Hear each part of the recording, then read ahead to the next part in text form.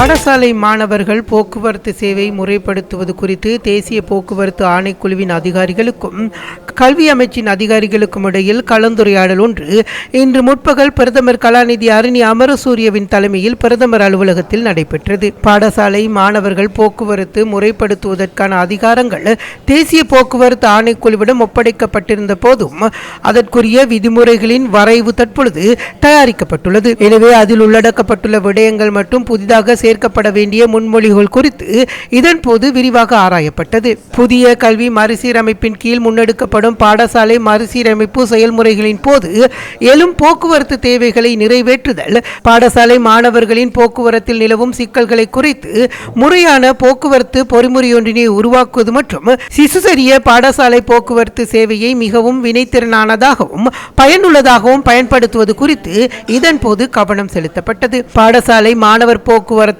ஒழுங்குபடுத்துவதற்காக சட்ட விதிமுறைகளை அறிமுகப்படுத்தல், சிறுவர் பாதுகாப்பிற்கு முன்னுரிமை அளித்து மாணவர்களின் போக்குவரத்தின் போது பதிவாகும் துஷ்பிரயோகங்கள் மற்றும் துன்புறுத்தல்களை தடுத்தல், பாடசாலை மாணவர்களை போக்குவரத்து சேவையில் ஈடுபடுத்துபவர்களின் தொழில்சார் நிபுணத்துவத்தை மேம்படுத்தி அதனை பொறுப்பு வாய்ந்த சேவையாக மாற்றுவது ஆகியன குறித்து இங்கு கலந்துரையாடப்பட்டது. அத்தோடு போக்குவரத்து நெடுஞ்சாலைகள் மற்றும் நகர அபிவிருத்தி அமைச்சு, தேசிய போக்குவரத்து ஆணைக்குழு, கல்வி உயர்கல்வி மற்றும் தொழிற்கல்வி அமைச்சு மற்றும் சிறுவர் பாதுகாப்பு அதிகார சபை ஆகியன ஒன்றிணைந்து செயற்பட வேண்டியதன் அவசியம் குறித்தும் இங்கு கவனம் செலுத்தப்பட்டது. இந்த நிகழ்வில் போக்குவரத்து நெடுஞ்சாலைகள் மற்றும் நகர அபிவிருத்தி அமைச்சர் பிமல் ரத்நாயக்க, தேசிய போக்குவரத்து ஆணைக்குழுவின் தலைவர் PA சந்திரபால உள்ளிட்ட தேசிய போக்குவரத்து ஆணைக்குழுவின் அதிகாரிகள், கல்வி உயர்கல்வி மற்றும் தொழிற்கல்வி அமைச்சின் அதிகாரிகள் பலரும் கலந்து கொண்டனர்.